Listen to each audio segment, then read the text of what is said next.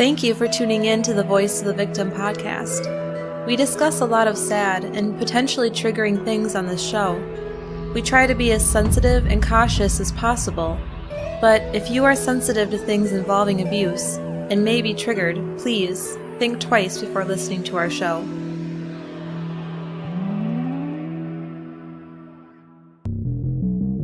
There are over 700,000 sexual offenders in the United States alone.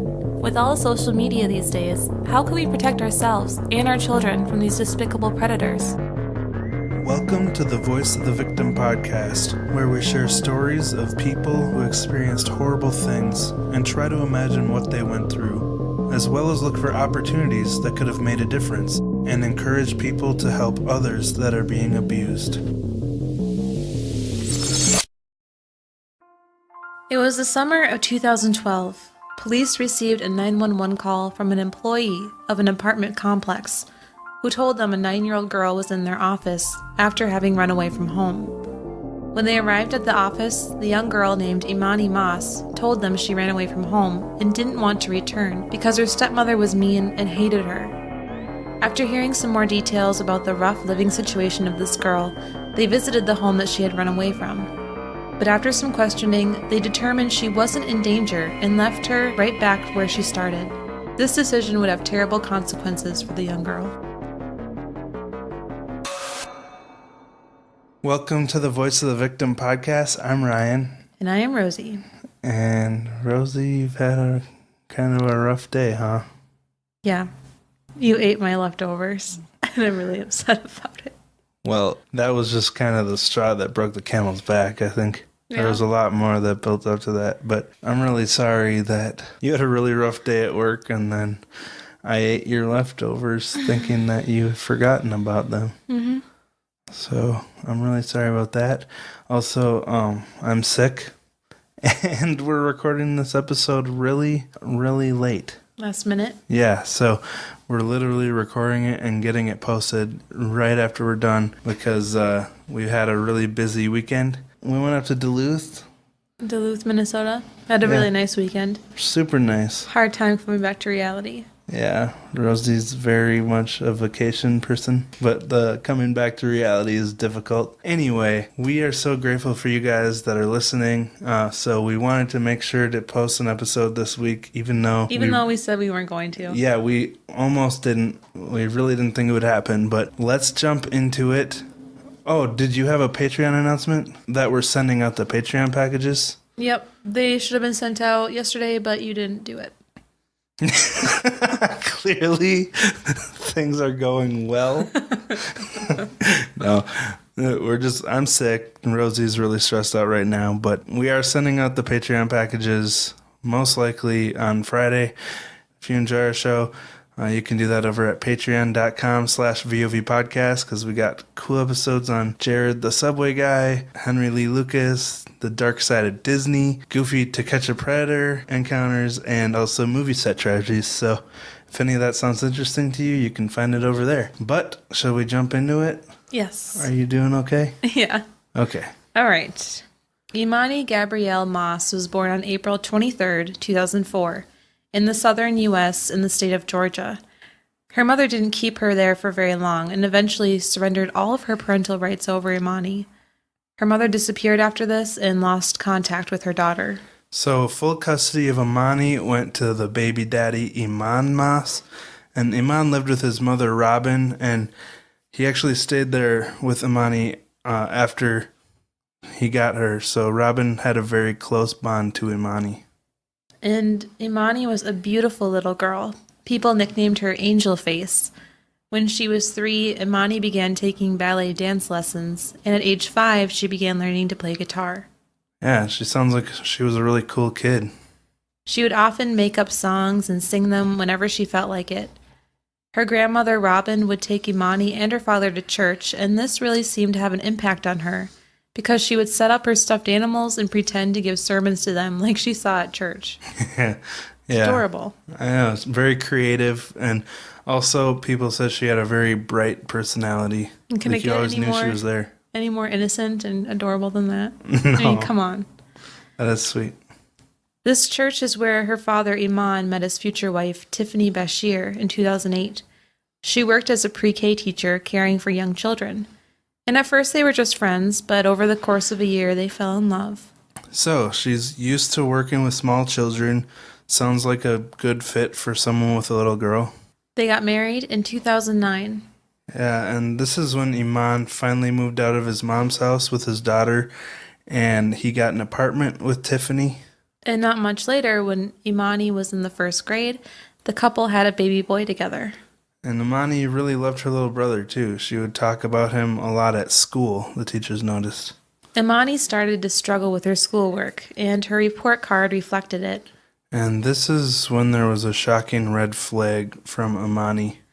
She told the teachers that she didn't want to go home with her bad report card because she was afraid that she'd be beaten by her stepmother.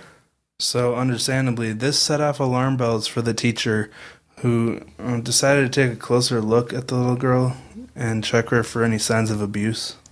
And the teacher actually found bruises and welts on Imani's body. So immediately she called the police and an investigation was launched into the family. They visited the family's apartment to help Imani out. So you'd think that this would take care of the problem? They'd figure out what was going on and hopefully rescue the little girl if she was being abused? I'm proud of this teacher for actually taking enough interest. Yeah. With all the cases we cover, we see a lot of people that don't. Mm-hmm. So yeah, this really sticks out. The police questioned Tiffany about what Imani had said and the physical marks on her body. And here's a crazy detail. Tiffany didn't deny anything. No, she actually admitted that she had struck Imani with a belt on her back and on her head. Yeah. I personally don't believe that physical punishment is necessary for disciplining a child, but if a parent chooses to use it, I mean, I'm going to go out on a limb and say it's never okay to hit your child in the head, or like even on the back seems a little too much. It is too much. Yeah. Like when I got spanked, I always got spanked on the butt, which has padding to protect you from any real harm. But again, I'm not a parent and I don't know what I'm talking about, but whatever. Well, I would never hit a kid. Yeah. I mean, especially in the head. I don't think there's ever No. a good time for that. No, there's not. I get this. Tiffany even admitted to hitting Imani one morning just because she was eating her breakfast too slow, and Tiffany was worried that she'd miss the bus. So, they started investigating this, and thankfully they removed Imani from the home, and she went back to living with her grandmother, Robin, while they looked into it. Tiffany pled guilty to child abuse, and she got 5 years of probation. But even after that, the Department of Family and Child Services determined that the punishment inflicted on Imani was acceptable as a response to the child's behavior and qualified as corporal punishment. Again, I don't know how hitting a child in the head with a belt qualifies as acceptable punishment, but what do I know? Yeah, I don't understand it at all. So they planned to return Imani back to her father and stepmother, but Imani's grandmother, Robin, she was not happy about this decision. She begged Iman to let Imani stay with her. But Iman wanted to prove to his mother that he could be a good dad and provide a stable home for his family. Yeah, which is totally understandable. Being a man, that's something that you want to do. But the first step here that I would think to protect or to take care of his family would be to protect his daughter from her abuser. You know, this woman was charged and convicted of abusing his daughter, but he decided to stay with her. And also his mom, Robin, was doing what she could to protect her little granddaughter, but the judge completely ignored Robin's concerns and denied her attempts to keep custody of Imani. So what happened next? Well, Imani did end up going back to live with her father and her evil stepmother. Yeah. So remember how Tiffany worked as a pre-K teacher, which is really scary to say now, but fortunately she lost her job because of these abuse charges. And this led to her license being suspended, so now she can't go anywhere. Yeah, and it kept getting worse for her because teaching was what she did. You know how when you do the same job for years and years, it becomes the thing you do. but she couldn't teach anymore, so she had a lot of trouble finding work after this. Since Tiffany was struggling to find work and they were pretty tight on money, the couple and their 2 kids moved in with Tiffany's mom, Pearlie Bashir. And Tiffany's sister, Brittany Brown, also lived there with her boyfriend, so it was really crowded in that house. So there's Tiffany and Iman, that's 2, and then their 2 kids is Imani. 4. Yeah. Yep. And then, Plus the other 3. wow, that's super crowded. Yeah. I mean, maybe it's a big house, but I don't know. Well, yeah, maybe it is. I'm picturing not. Yeah. At this time, Imani was in 3rd grade, and this living situation worked out for a while until Tiffany found out she was pregnant again.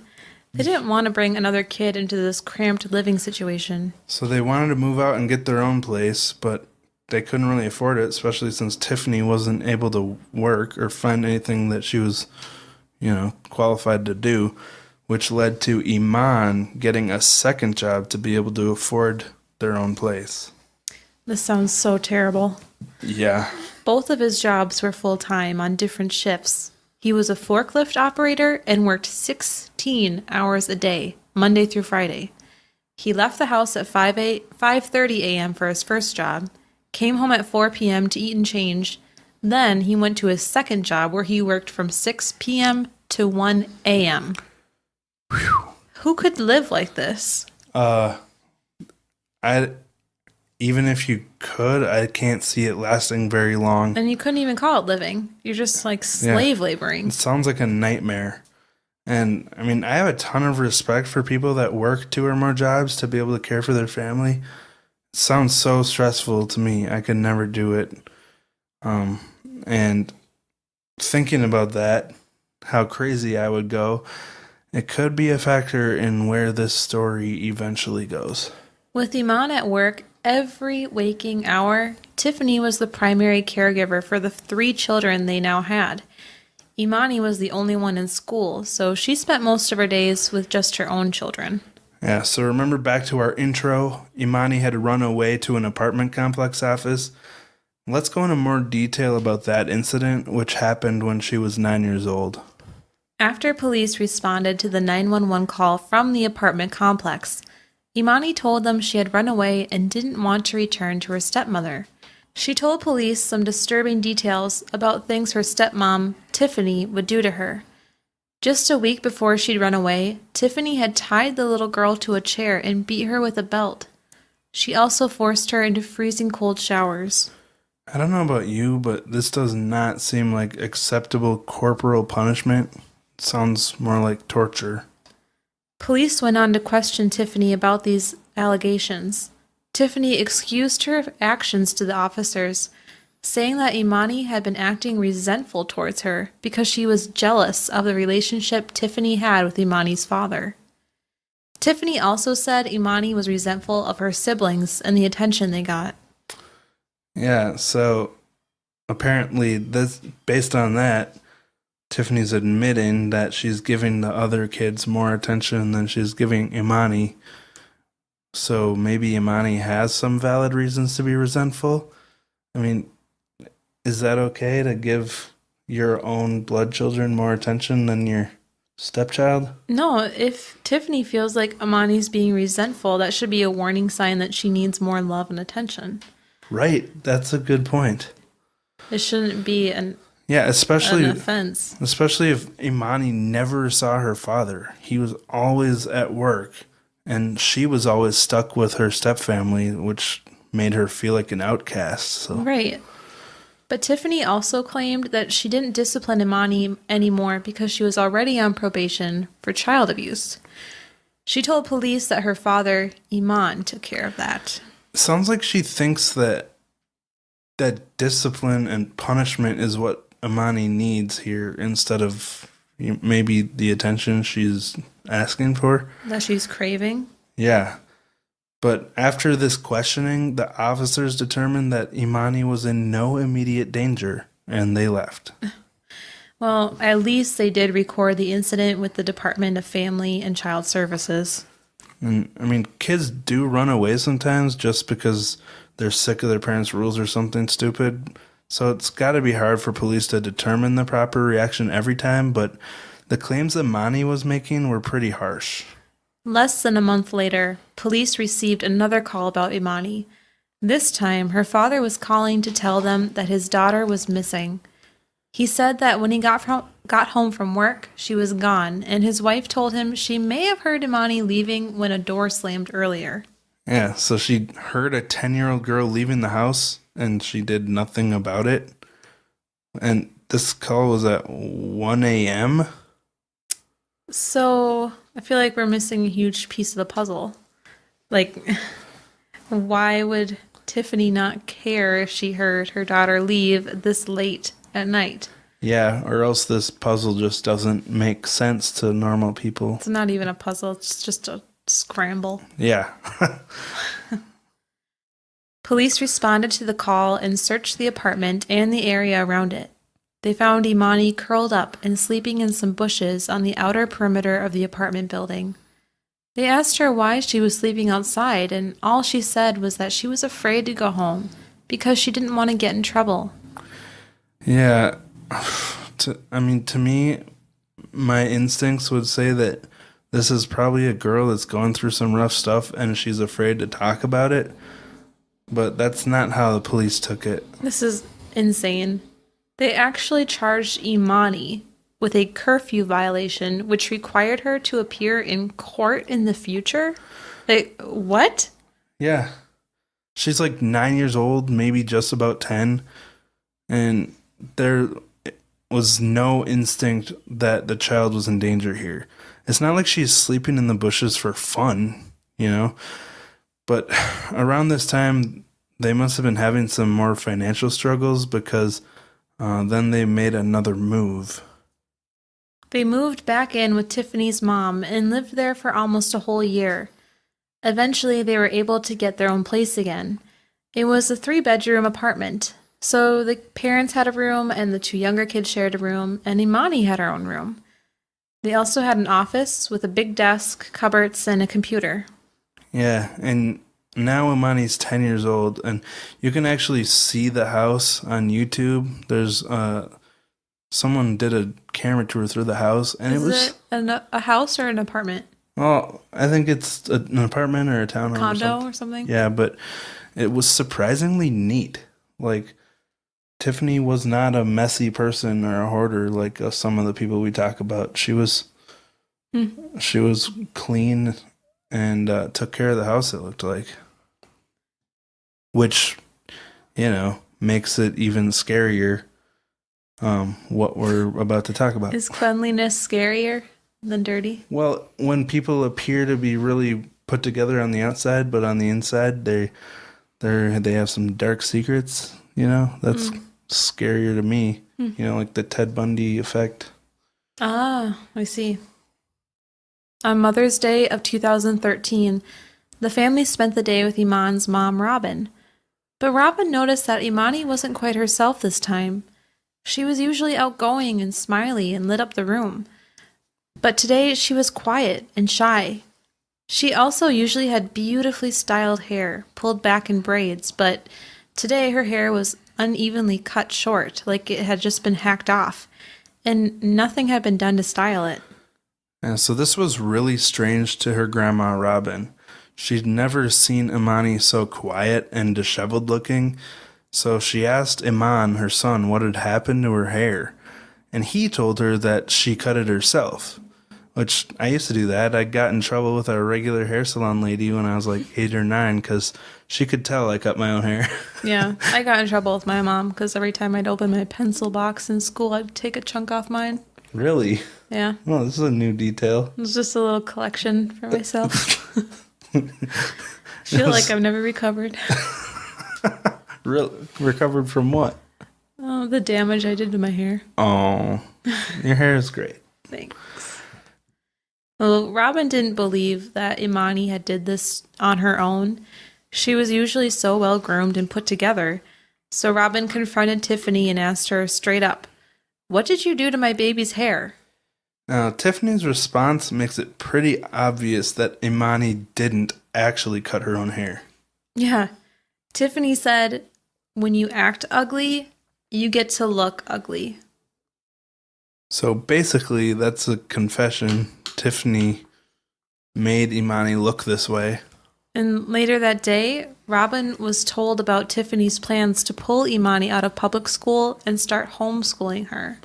Which she also found odd because Tiffany already had 2 kids that she cared for all day, her own kids, and one of them was still in diapers. So she really had her hands full at home, stay-at-home mom, and Robin really didn't understand how she could possibly find time to teach Imani as well. I mean, Rosie, you take care of 2 boys and you homeschool 3 boys and you homeschool 2 of them. Well, I'm not throwing shade at homeschool because I like the idea. No, I'm not throwing shade. I'm saying you have your hands full. I have my hands so full, stuff's falling out.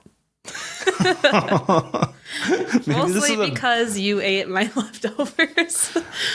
I'm sorry. I'm having little shreds of mac and cheese falling out of my arms. Oh, that's what I got. I'm really sorry. I didn't know you were having such a bad day. Anyways, I just want to say that I think homeschooling is a really great thing to do when you are able to do it thoroughly and well. Mm-hmm. But it seems like Tiffany's not handling day-to-day things very well, especially being on probation for child abuse. So maybe this wasn't the best idea.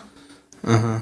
But even though Robin was worried about it, Iman felt that it would be good for Imani and Tiffany to spend more time together. So now Imani is no longer going to public school, the place that had originally noticed her signs of abuse and gotten her help in the past. Well, so now she was trapped in this house with her stepmom all day, every day, while her father literally worked all his waking hours. And they began to grow apart. And all Iman really heard about Imani's daily life was through Tiffany. And I don't fault Iman at all, because he's working, like you said, literally every waking hour. Yeah. And nighttime hour. Yeah, well, don't say that quite yet. Well, I don't blame him right now. Okay. I mean, maybe he did think it was a good idea, because he's always working, so he doesn't know any different. I mean, he doesn't have the energy to, you know... He doesn't have the energy to be a good father, which is super unfortunate. I know. It's sad, but at the same time, he seems to trust Tiffany, and which doesn't seem like a great idea. Mm-hmm. Tiffany enrolled Imani in an online homeschool program where she had other teachers to check in on her. I'm curious which program it was. I mean, we both homeschooled for a year. 1 year. Yeah, 1 year each.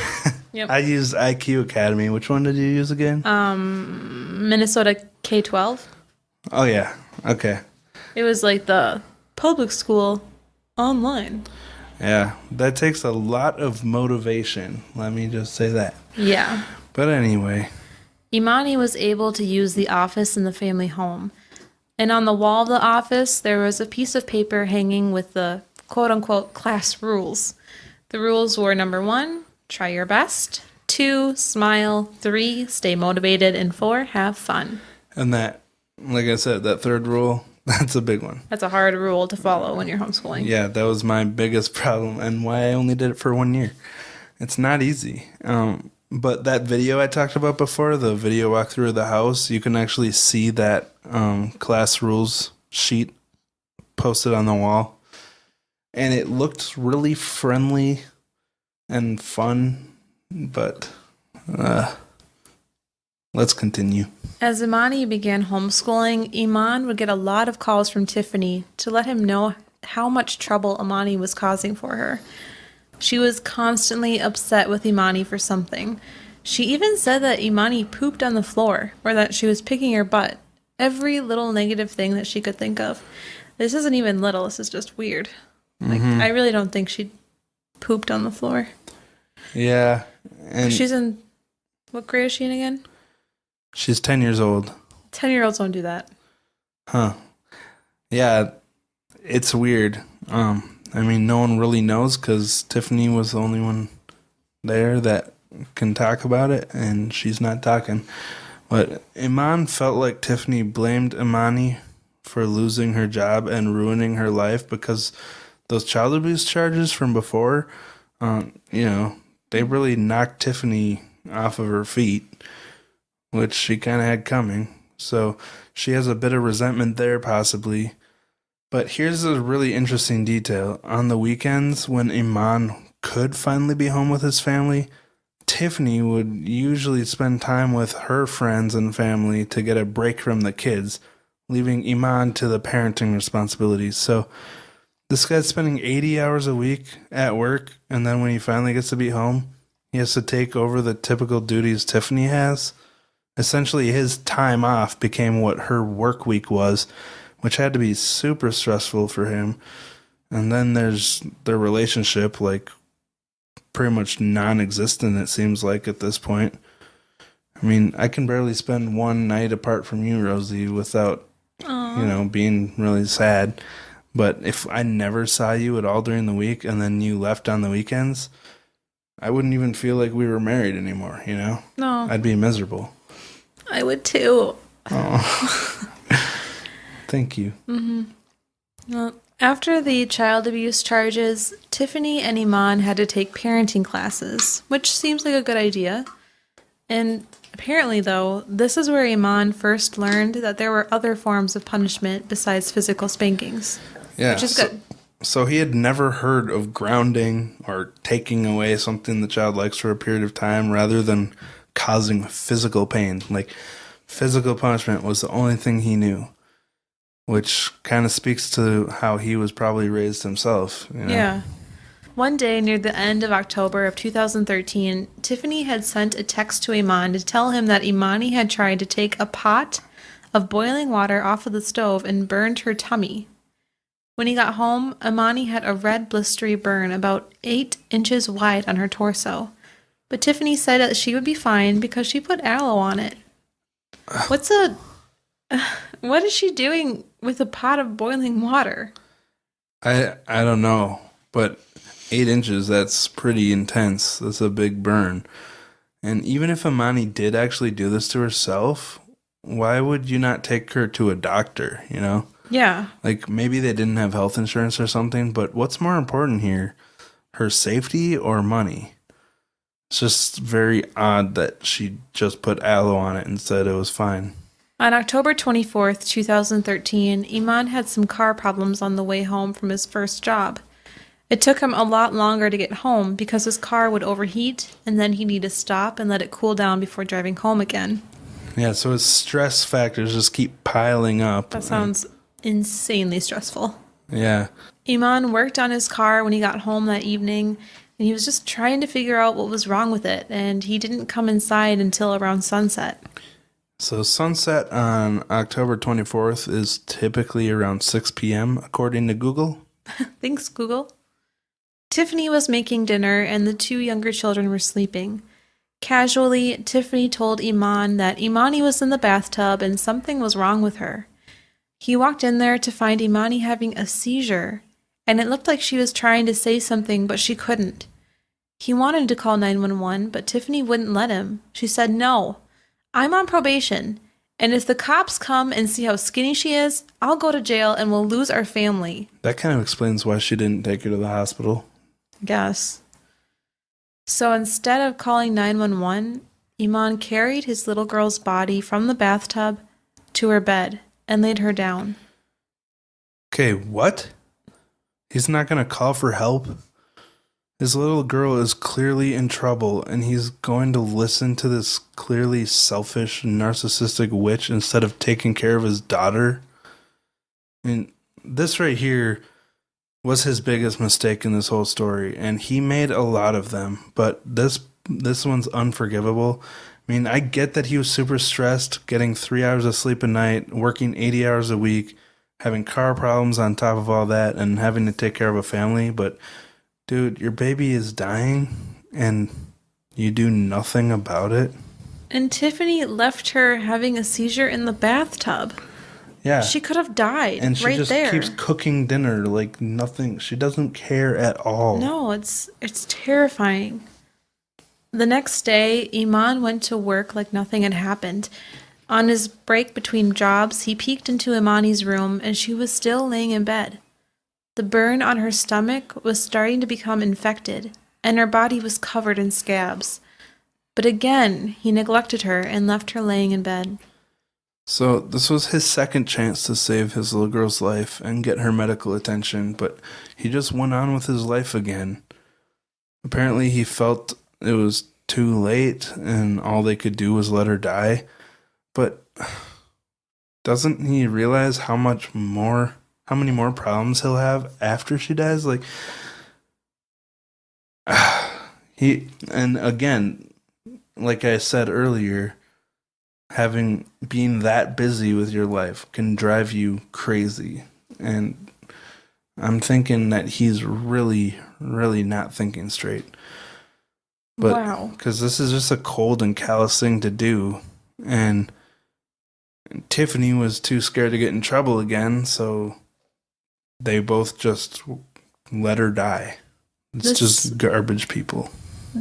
She was just, like, this is insane. What a transition. Tiffany, she just suggested that they get rid of the body and tell police that Imani had ran away. She said that Imani had done it so many times before that they'd believe the story. So all of a sudden, this is their plan. They'd let her lay there in her bed and starve to death, and then they would just get rid of her and say that she had run away. This is such a cruel way to let someone die. This poor little girl could not speak for herself, but her final weeks of life had to be such an awful experience. She didn't have any type of medical condition, epilepsy, that made her have seizures. I mean, for all of a sudden her to have a seizure in the bathtub like that? Well, I don't think it was like medical epilepsy. I think it was because of neglect. Oh my gosh. Like seizures brought on by just really poor health because so there's a lot that we don't know that happened. We'll keep talking about what we know, but it's most likely caused by the way that Tiffany had been treating her. And Iman just stood there and just let everything happen. Yeah, like I said, he was so... His brain was just squeezed out like a dry sponge from all of the work he was doing. On October 29th, 2013, 5 days after Iman had carried Imani to her bed, Tiffany called him at work and said, "She's gone." And after getting this call, he finished his full shift of work and headed home when his shift was over. When he got home, Tiffany was sitting on the couch watching TV like nothing had happened. The two young kids were running around and playing. He walked into Imani's room, felt that she was cold, and then got ready to go to his second job. And these two are just so freaking cold. How can they just go on like nothing is happening? I can't even wrap my head around this. This is so inhumane that they are just let her die in their house. Yeah. Just like that. And it's just like a complete lack of empathy or concern for another human being. It's just... They were not willing to give 1 ounce of extra energy into keeping this girl alive. The next day, Iman moved Imani from her bed to the office where she had worked on her schooling.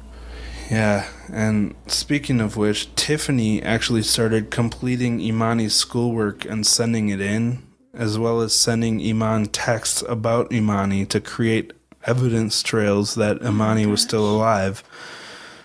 The texts were something about how Tiffany had been on the phone with Imani's teachers, but Imani refused to talk to him. It's like, seriously, Tiffany, she's still maligning this little girl, still complaining about her after she knows she's dead. It's disgusting. Now, Tiffany had been watching the show Criminal Minds and told Iman that they had to study these people so they could decide what to do. That's scary. What? Tiffany wanted to bury the body, but Iman wanted to cremate her. So after work, he picked up a silver trash can with a lid, black garbage bags, lighter fluid, and a fire starter. And fire starter briquettes, is that how you say it? Yeah. So now we got to drop our extra warning for listener discretion because it's about to get really disturbing. Early in the morning of November 1st, after Halloween, when Iman got home from work, he and Tiffany went into the office where Imani laid. Rigor mortis had set in, and she was too stiff to fit into the trash bag. So one of them held her arms to her side while the other wrapped her in duct tape to keep them down. He put her into the trash bag and carried her to the trash can. After filling the bottom of it with charcoal, he put the bag inside. He loaded the family into the SUV. Then the entire family, young children included, loaded into the car with the trash can and started driving to find a secluded site to start the fire. And I think we forgot to mention that Tiffany had taken the two little girls and her sister trick-or-treating the night before while Imani was dead. And they just kept going on with life like nothing happened. Wow. But now they were all in the car. Iman started driving, and he really didn't have any destination in mind at first. He was just kind of driving aimlessly for a while. But then they stopped at a park. Tiffany and Iman got out and pulled the trash can out of the car. Then he doused the trash bag with lighter fluid, lit a briquette, and threw it into the trash can to start the fire. They looked away as it burned. He let it burn for a while, but it wasn't getting hot enough to burn a body. And apparently he realized that everything he was doing was just making the situation worse. Like, finally he realized that. I wish he would have realized it before Imani was dead. But now he decided to put the lid on the can to choke out the fire, and he had to wait for it to cool down. Didn't think that through very well, but then he loaded it back into the car. It was just such an ugly situation. It was about 4 a.m., and Iman had to work in a couple of hours. So they went home, and Tiffany went to bed, and then Iman went to work. He worked both jobs while the trash can just sit there in the back of his car. So now he's at his second job. He got no sleep the night before. He'd already worked his entire first job. And then he hits one of his coworkers with a forklift. What? Yeah, he was so distraught after the whole night and after hitting this person. He actually wanted to tell his boss, like, everything right there on the spot, but he didn't. And instead, his boss sent him home early. Whoa. And Iman was just totally messed up at this point. Like, so tired, so exhausted, so guilty, just Well, I'm a actually wreck. pleased to see that he's a wreck. Uh-huh. It seems like Tiffany's a complete sociopath. She just doesn't care. Yeah, and that's the thing we'll see in this story is Iman does feel bad. Tiffany never takes responsibility. Wow. As we go on, we'll see. Iman called his cousin and had him meet at a gas station. His cousin got into the car with him, and Iman told him everything. His cousin was terrified and got out of the car, telling Iman, "You need to call 911. That is so messed up, man." Yeah, it is.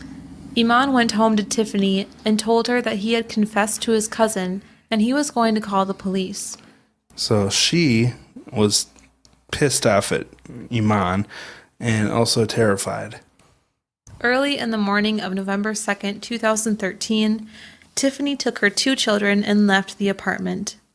She drove her children to her mother's house, and when her mother opened the door, Tiffany just said, "Don't let them take my babies," and handed the children off to her mom, Pearlie. Then she ran back out to the car to get their car seats and belongings. Once she was back in the house, she couldn't find her keys. Yeah, and it's safe to assume she was pretty nervous at this point. She was nervous that she would be busted. She told her mom she needed help and had to go somewhere, but she wouldn't tell her mom where she needed to go. Instead, Tiffany ran and woke her sister up and asked her for a ride. Brittany got up and left with Tiffany, leaving their mother in the dark. Once in the car, the only thing Tiffany would share with Brittany were directions for where she wanted to go. She wouldn't tell her anything about what was going on. Which is probably a good idea, because if she did tell them why she needed help, she probably wouldn't get it. Tiffany led Brittany to a long driveway in the middle of the woods. There was an apartment complex, and Tiffany had Brittany drop her off there and said nothing else about it. So it sounds like this place was out in the middle of nowhere because Tiffany gave Brittany directions back to the main road, but Brittany still got lost. In the state Tiffany was in, though, I'd be more surprised if the directions actually were coherent, did they even make sense in the first place? Brittany did eventually make it back to the house, but it did take a while. Later that morning, November 2nd, 2013, Imani called police and told them that his daughter had ingested some kind of chemical and died. Interesting thing to say. Yeah, very vague. Yeah. Officer Michael Poppy was the first to respond to this call. As he pulled up to the apartment, Emani Moss was standing outside acting frantic and nervous. He asked where Imani was. Imani replied that he didn't know what to do, so he put her in a garbage can. This is a really dumb alibi. I know. What the heck, dude? It's your little girl. If she had really ingested poison and died suddenly, she wouldn't be decomposing or anything yet. Why would you put her in a garbage can? That is such a stupid thing to say. Yeah. It doesn't make any sense. Imani pointed to the garbage can, which was laying in the grass next to the apartment complex parking lot. After having his partner detain Imani, Michael Poppy walked over to it, uncertain and nervous about what he would find. He cautiously removed the lid, and he immediately saw a small leg piercing through the garbage bag inside. Disturbed, he took a photo for evidence. The girl was extremely underweight, badly burned, and wrapped in duct tape. So can you imagine this officer being told he's responding to a possible poisoning and then having to come upon this disgusting, tragic sight? She had been dead for 5 days at this point and had been really badly burned, then hauled around in a trash can in the back of a truck. It had to be just a devastating sight. And after finding this, Michael worried that Iman's 2 other children may have been in danger as well. So he went up to the apartment to check on their safety. But the apartment was completely empty, so he sealed it off as an active crime scene. Yeah, I know I'm sometimes hard on police, but their job has really got to be difficult. Not only the terrible things they see, but being lied to all the time and having to try to figure out what the heck's going on with no help from the people who actually know. I mean, what are they supposed to make of this scene at this point, especially when the parents aren't talking? Right. But thankfully, when Michael asked Imani where the rest of his family was, Imani told them. Tiffany had fled with her 2 children to her mother, Pearlie Bashir's house. Yeah, Tiffany was probably pretty pissed at Imani because she didn't really want to call the police in the first place, but like we said earlier, he actually seemed to feel really bad about what had happened. So Michael made his way over to Pearlie's house, and before he went in, he checked the plates of the silver SUV in the driveway. It was registered to Emani Moss, so he secured that as well to be searched for evidence. Then he knocked on the front door of the house. Pearlie answered, but she told them that she didn't know where Tiffany was. Just that she had been there for a bit, quickly changed her clothes, and left with her sister. She pointed to a pile of clothes that Tiffany had changed out of. So while the police were there, Brittany showed up from returning from giving Tiffany a ride to the apartment complex, and police asked her where Tiffany was. But she honestly couldn't tell them because she had gotten so badly lost on the way back to the house. But she did corroborate her mother's story and told police what she did know. I would be like Brittany. I have no idea where I was. That's why it's completely believable for me that Brittany had no idea. Yeah, I would be no help.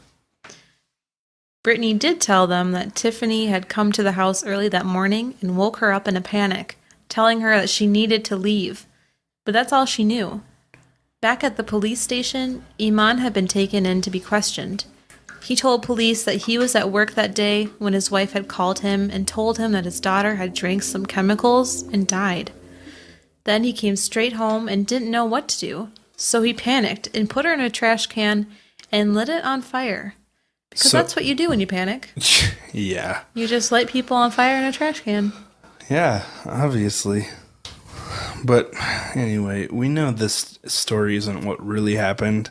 Iman was trying to redirect the blame from Tiffany and himself to just an accident. Well, authorities could tell just by looking at Imani's body that it was a long-term neglect that killed her. She was just skin and bones. She had been unhealthy and neglected since long before she actually died. Yeah, so just so we all understand, we were talking about earlier her seizure and how it was circumstances that kind of caused it. Imani was 10 years old, but she only weighed 32 pounds. So she was Whoa. extremely malnourished. That's really, really skinny. Yeah, the average weight of a 10-year-old girl is 70 pounds. So she was less than half that. And like I said before, her last weeks must have been so painful and difficult to live through for a little girl who needs... I mean, children, fasting's great if you're fat, but when you're a little kid growing, you need your nourishment every day. And I hate it. I hate these cases where the parents starve their children. Well, the coroner found that there was absolutely nothing in her stomach. There wasn't even water in her stomach. This proved that she couldn't have possibly died from chemical poisoning. They determined that she died of starvation. Just such a sad way for this little girl to go. And this total witch, evil stepmother Tiffany was blaming Imani for something that Tiffany did to herself. You know, that resentment that she had, that she lost her jobs. And this resentment festered until she was able to just let the child starve, you know? Resentment, it's such a dangerous thing. I mean, there's certain situations it's healthy, like if someone abused you, but a little child that you abused until you got caught and then she got you in trouble and ruined your life, that's misdirected blame. It's your fault, Tiffany. You did this to yourself. In her hurry to get away, Tiffany only brought her ID and $200 with her. She couldn't get very far with this, so she eventually surrendered herself to the police. At first, both her and Iman pled not guilty, but in 2015, Iman ended up changing his plea to avoid a possible death penalty charge. But Tiffany rolled the dice and opted to go to trial, which just happened this past April of 2019. So let's share the ultimate sentencing. I can't believe they pled not guilty, as if they ever had a chance. Right? On Monday, April 29th, 2019, a jury of 6 women and 6 men found Tiffany Moss guilty, and she was sentenced to death. Well, that's quite a hefty sentence. And I'm not going to pretend my opinion on the death penalty even matters, but I really don't know how I feel about it. It is what it is, but I can't imagine many people would come to the defense of someone that neglected a 10-year-old girl to death. That said, I think she should probably sit in prison for life and think about what she did instead of, getting the easy way out, but that's just me. Yeah, I have my own opinions too, but I don't want to get in trouble for them. Fair enough. Tiffany actually represented herself in court, but didn't even have an opening statement, a closing argument, or questions for any of the witnesses. Her plan was to leave it to God's will. So that plan didn't work out great for you. The jury had seen the harrowing pictures of Imani's body, and it was hard for them to look at. And this is such a shame. It's the way she was treated was just so unnecessary and heartless. Mm-hmm. As for Iman, he skipped his trial back in 2015 and just pled guilty to felony murder. He's serving a life sentence in prison with no possibility of parole. And like we said earlier, I don't think there's any question that he's a lot more remorseful than Tiffany. No, he really should have been there for his daughter and been checking up on her, but I can see how he was so overwhelmed with work and so stressed out that he just ignored it for too long, not realizing how evil his wife truly was, and then he just kind of stumbled into his daughter dying and handled it in a completely stupid and heartless way. I mean, there's no question that he deserves punishment here, but I can't help but feel for him just a tiny bit because of the massive stress he was under, working 80 hours a week and sleeping about 3 hours a night and barely having a relationship with his family. That really messes you up. But there's a dead little girl here, and he tried to cover it up and lie about it. So at the same time, he does deserve what he got. It just all sucks. Oh, what do you think, Rosie? Well, I can't say what justice is because I don't know what it would be. Right. There is no justice for killing another person. No.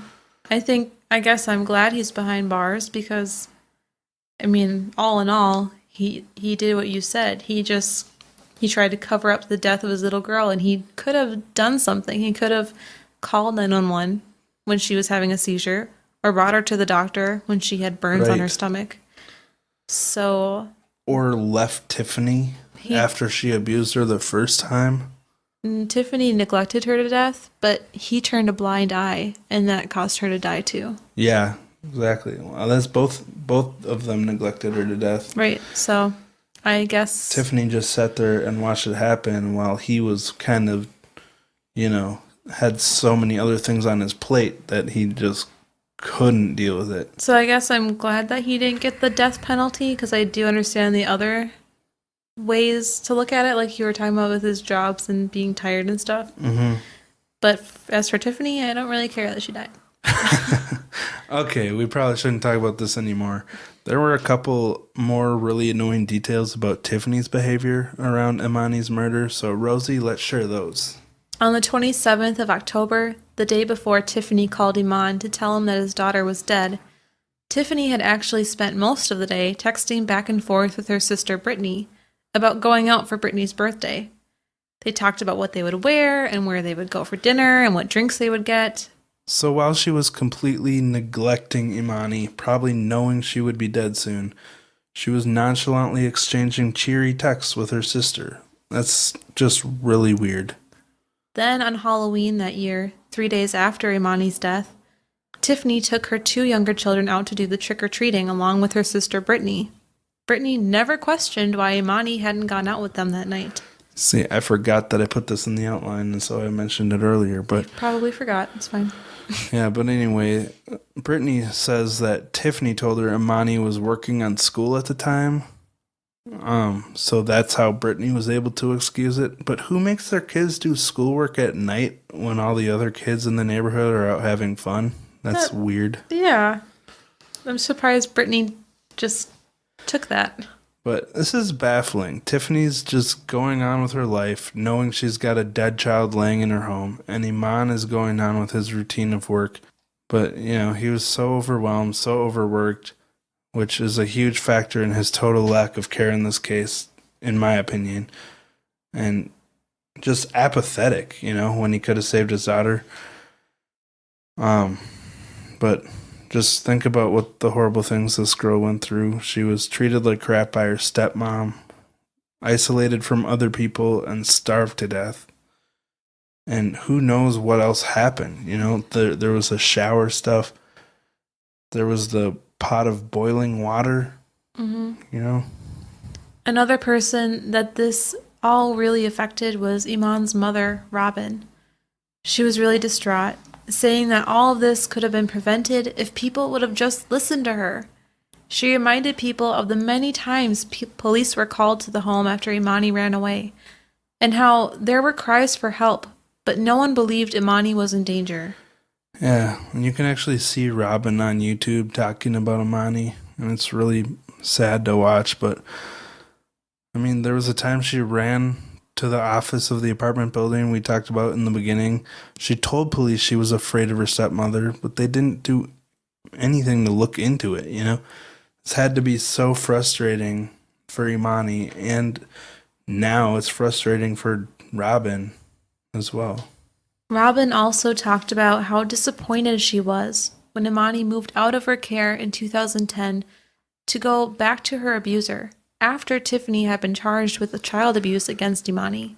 Yeah, I'd be pissed too. Why the heck did they give custody back to an abuser? I don't see how this could happen. Tiffany wasn't even her real mother, and Iman just wasn't thinking about this at all, apparently.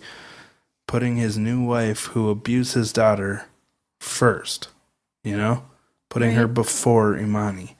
He probably should have left her after she was charged and focused on protecting his daughter, but again, he was overwhelmed with work, so I don't think he physically had time to care for his daughter. Apparently, the judge said that Iman and Tiffany were more financially stable for Imani than Robin was at the time. And it's so sad when money is more important than love, Both Iman's mom, Robin, and Tiffany's mom, Pearlie, attempted to get custody of the two younger children after Iman and Tiffany were arrested, but they were both denied. Robin was told that she was not financially stable enough, the same reason they decided Imani couldn't stay with her.